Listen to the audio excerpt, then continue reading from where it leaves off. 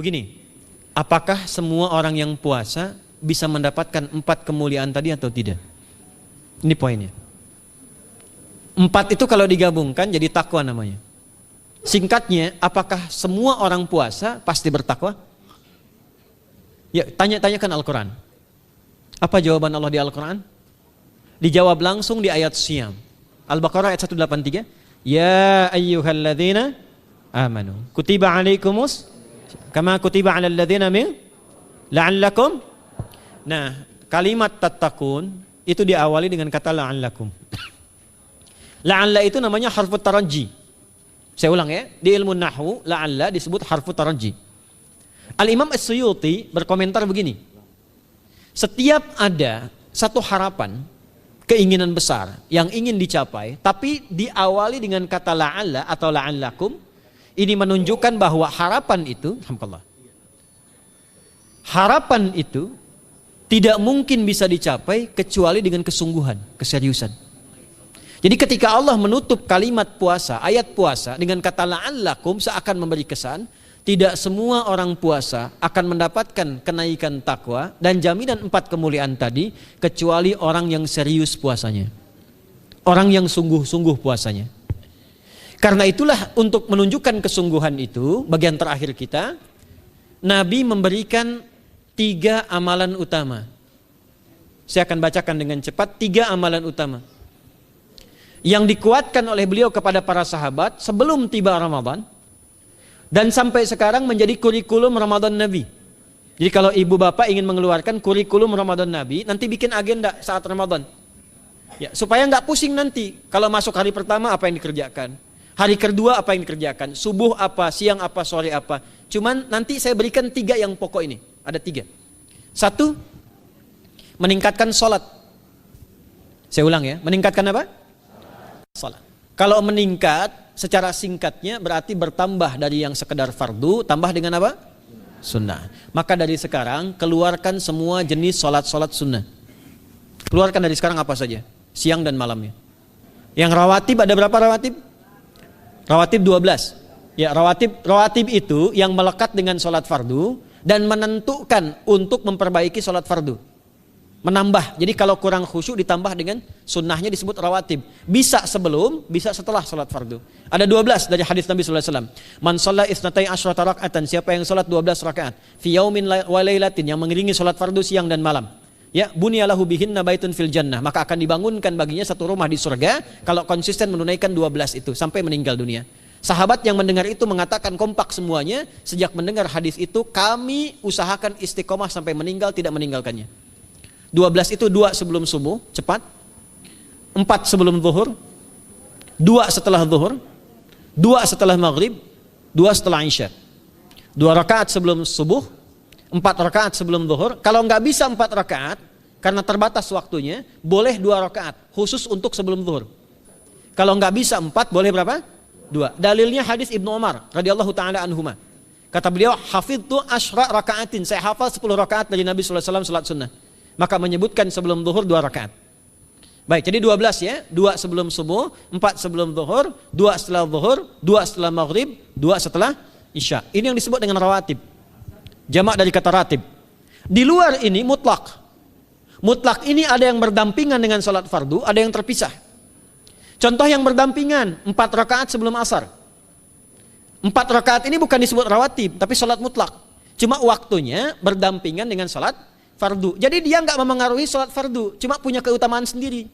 Apa keutamaannya? Hadis Ibnu Umar radhiyallahu taala anhuma, ketika beliau menyampaikan qala Nabi sallallahu alaihi wasallam rahimallahu ra'an shalla qabla al-asri arba'an. Allah akan menambahkan rahmat pada orang yang terbiasa salat 4 rakaat sunnah sebelum salat asar. Jelas ya? Baik. Kemudian apalagi setelah itu? Salat di antara 2 adzan dan 2 adzan ini, adzan dan iqamah. Ya, di antara adzan dan iqamah. Tahiyatul masjid. Apalagi misalnya salat duha. Duha dibagi 3. Awal duha itu kurang lebih 1,5 jam setelah salat subuh. Subuh sekarang misal 4:30, maka jam 6 muncul awal duha. Namanya syuruk. Saya ulang, salat apa namanya? Syuruk itu salat awal duha. Jumlah rakaatnya 2 rakaat. Man shalal ghadata fil jama'ati thumma yaqudu yadhkurullah subhanahu wa ta'ala fa yusalli rak'ataini fakana alaihi ka ajri umratin wa hajjin, ya ka ajri ummatin wa hajjin tamatan. Siapa yang salat subuh 2 rakaat dengan berjamaah, ya, dan umumnya kalau berjamaah bisa ke masjid di masjid. Kalau tak mampu ke masjid, tunaikan di rumahnya. Setelah itu tidak beranjak dulu, dia duduk untuk berzikir kepada Allah. Zikir itu bisa baca Quran. Quran surah 15 ayat 9 itu Quran disebut dengan zikir. Quran surah 54 ayat 17, 22, 32, 40 itu Quran disebut dengan zikir. Bisa baca Quran, bisa berdoa. Doa disebut dengan zikir. Quran surah ke-7 ayat 205. Ya. Bisa dengan apa lagi? Bertafakur, ya, mengaji, ta'lim, itu disebut dengan zikir. Ali Imran ayat 190 191. Alladzina yadhkuruna Allaha qiyaman wa qu'udan wa 'ala junubihim wa yatafakkaruna fi khalqis samawati wal ard. Ya, disebut dengan zikir. Bisa bertasbih. Zikir pagi petang, kalimat-kalimat thayyibah, ada itu di Quran surah ke-4 ayat 103. Jadi habis salat subuh zikir dulu. Doa dulu, zikir dulu, belajar dulu, tafsir dulu. Setelah itu muncul syuruk. Perjalanannya disebut isyraq, melewati masyrik, 1 tombak bayangan, dia salat 2 rakaat, itu pahala salatnya senilai haji dan umrah. Sempurna. Bukan sudah haji, bukan. Mau kemana? Ibu mau haji dulu? Tidak. Ya, hajinya nanti bulan Dzulhijjah. Tapi senilai haji dan umrah itu 2 rakaat. Awal duha disebut apa? Syuruk. Pertengahan duha sekitar jam 9 jam 10. Jumlahnya 2 sampai 4 rakaat. Ya, 2 sampai 4 rakaat. Apa fungsinya? 1, mengganti seluruh zikir yang ada dalam tubuh kita. Mata berzikir, telinga berzikir, lisan berzikir, bisa diganti dengan 2 rakaat duha. Itu waktunya pertengahan duha. Kurang lebih dari jam 8, 9, 10 lah, kurang lebih 3 jam itu, ya. Yang kedua, bisa menghambat atau menghentikan, menahan satu musibah umum. Misal ada kebanjiran nih atau macet nih. Orang-orang kena macet. Bapak yang biasa sholat duha pertengahan itu tiba-tiba ditolong oleh Allah, dibebaskan. Tiba-tiba ada orang datang, Pak lewat sini di sana macet. Atau dibimbing ada kontraflow. Itu manfaatnya duha tuh. Yang pertengahan. Yang terakhir adalah akhir duha. Sekitar jam 10 sampai jam 11 menjelang ke zuhur. Ya, akhir duha itu jumlahnya dari 2 bisa 4 sampai 8 rakaat. Di antara manfaatnya bisa mempermudah datangnya rizki dengan izin Allah Subhanahu wa taala ketika ikhtiar. Itu duha. Nanti ke malamnya silahkan tahajud, tingkatkan tarawihnya sampai ditutup dengan witir. Itu salat. 2 yang terakhir saya cepat, 2 yang terakhir adalah banyak berinteraksi dengan Al-Qur'an. Ada 3 caranya. 1, banyak membaca. Itu namanya qiraah. Silahkan Bapak Ibu siapkan dari sekarang, targetnya khatam misalnya 1 kali berapa juz? 30 juz. Kalau mau gampang bagi 30, berarti 1 hari berapa? 1 juz. Paling gampang lagi, supaya nggak capek ngajinya, supaya nggak capek, bagi 1 juz 5 waktu sholat. Contoh, juz pertama itu Al-Baqarah plus Al-Fatihah. Al-Fatihah saya nggak hitung lah karena sudah hafal ya. Al-Baqarah itu 141 ayat, juz pertama. Bagi 5, 28. Jadi setiap ketemu waktu sholat, bagi 2 lagi, 28 bagi 2 berapa? 14. Sebelum sholat baca 14 ayat, setelah sholat baca 14 ayat. Itu 14 ayat tuh paling-paling gak nyampe 5 menit Bu Pak. Kalau investasi 10 menit setiap waktu sholat, bagi 2 kita baca 14 ayat, itu insya Allah selesai Ramadan khatam Quran. Itu udah rumus. Ya, tidak cukup dengan amin, siapkan dari sekarang. Siapkan. Ya. Kemudian mengkaji, kajian, tilawah. Itu tilawah itu di hadis Muslim pahalanya banyak. Ya, majtama'a qaumun fi baitin min buyutillahi. Ya, kita ngajinya Quran hadis ya, biar ya, lebih kuat dalilnya. Majtama'a qaumun fi baitin min buyutillahi yatsluna kitaballahi wa yatadarasuna fima bainahum. Ya, siapa yang bisa tilawah Quran, ngaji, tafsir, keluarkan misalnya untuk Ramadan 10 hari saya pengen tahu Al-Fatihah. Itu ketika dilakukan punya 4 keutamaan.